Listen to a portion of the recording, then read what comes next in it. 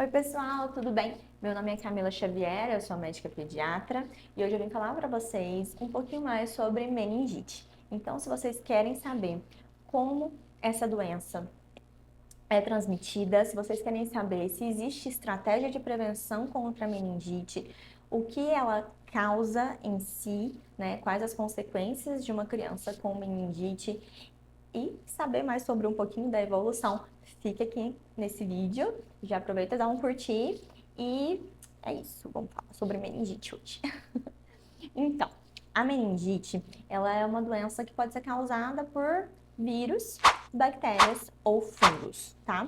A meningite bacteriana, né, a que é causada por bactérias, é a que a gente mais teme, porque ela tem uma evolução muito rápida e porque no começo os sintomas enganam um pouco a gente. Então, a meningite bacteriana é uma doença traiçoeira. Porque a gente não pensa no começo que aquela criança está com uma meningite bacteriana. A gente pensa que ela está com alguma outra doença benigna da infância.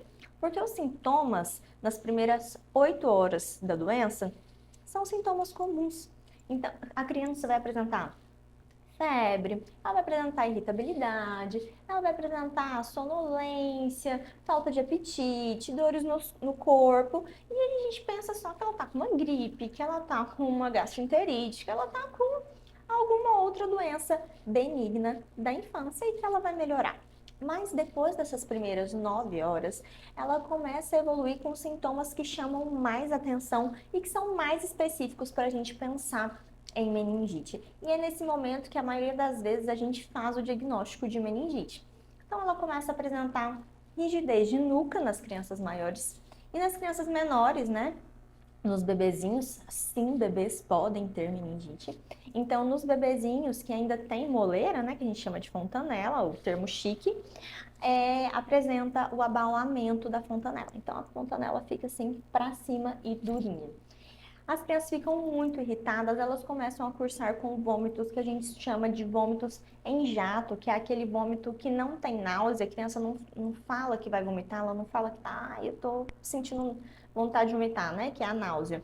Ela simplesmente vomita e ela pode apresentar, então, ainda o raste cutâneo, né, que é o típico da meningite, que eu vou deixar a foto aqui do lado, que parece que são hemorragias, assim, no corpo. Depois ela ainda pode evoluir, se não foi iniciado o tratamento, com sintomas mais graves, né? Então, crise convulsiva, coma, realmente uma lesão do sistema nervoso central, inconsciência e, em último caso, e o caso mais grave, né? A morte, que é o que a gente tenta evitar de todas as formas. Então, como ela é transmitida, né? É uma doença tão, no começo parece tão boba e depois fica tão grave e eu não quero que o meu filho tenha isso, então como que é transmitida e como que eu vou prevenir meu filho de ter meningite?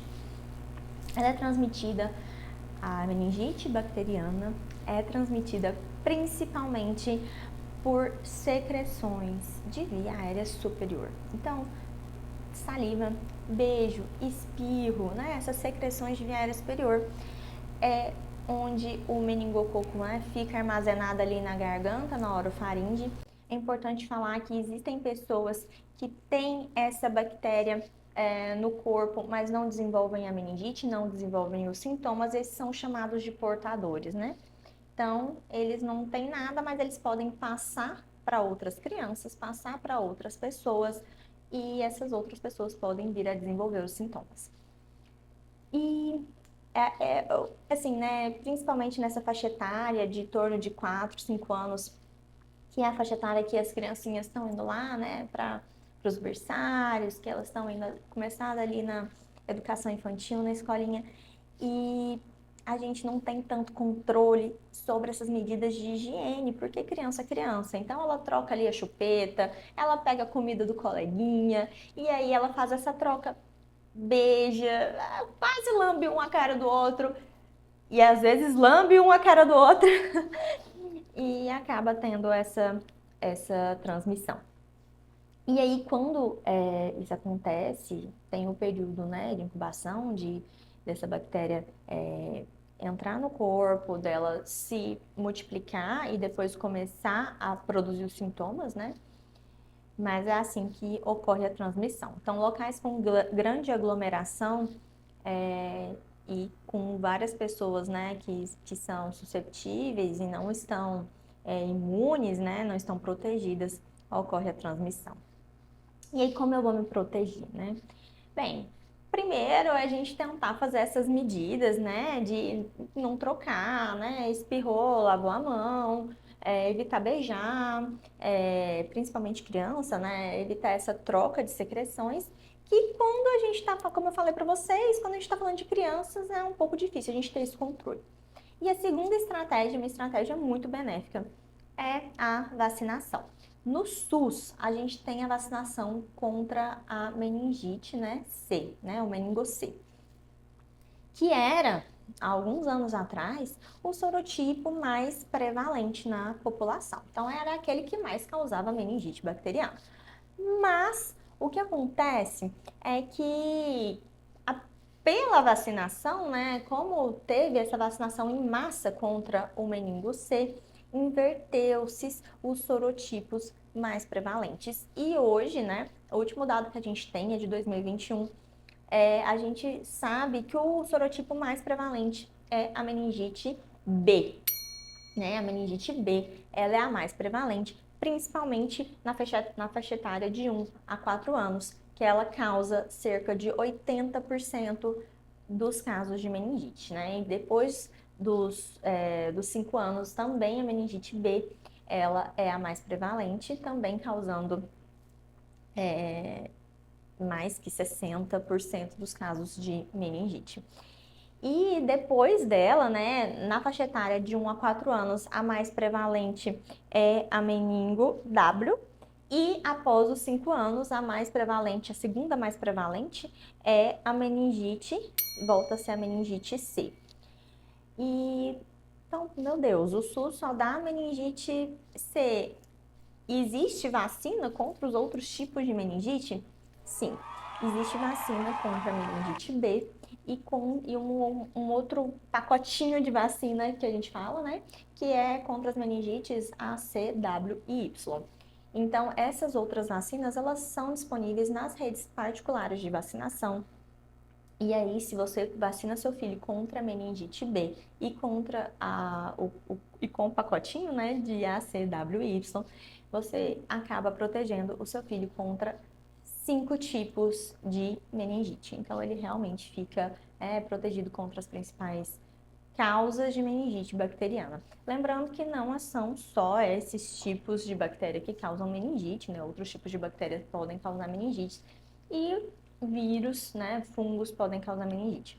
Mas a que tem a apresentação mais grave e a que tem a apresentação mais rápida e que a gente tem menos tempo de ação é a meningo, né? Contra o meningococo. E aí, depois que esse paciente apresentou, a gente tem que entrar com antibióticos endovenosos, ou seja, na veia, né? Então, são antibióticos que são dados na veia, o paciente tem que ficar internado. Os contactuantes, então, os pais, os coleguinhas da escola que tiveram contato com esse paciente nas últimas horas, eles têm que tomar também a prevenção, então, eles tomam uma dose de antibiótico preventiva para que eles também não desenvolvam sintomas, porque mesmo sendo adulto, pode ser que desenvolvam sintomas, então o adulto ele não é imune 100% à meningite, apesar de ser uma doença que também é mais comum em crianças. E aí, essa criança tem que ficar internada, né? Na maioria dos casos, ela tem lesões no sistema nervoso central, então ela pode ficar com dificuldades motoras, ela pode ficar com dificuldades cognitivas. Ah, pode ser que não tenha nada? Sim, existe essa possibilidade, né? Mas na maioria das vezes pode ser que ela tenha alguma coisa.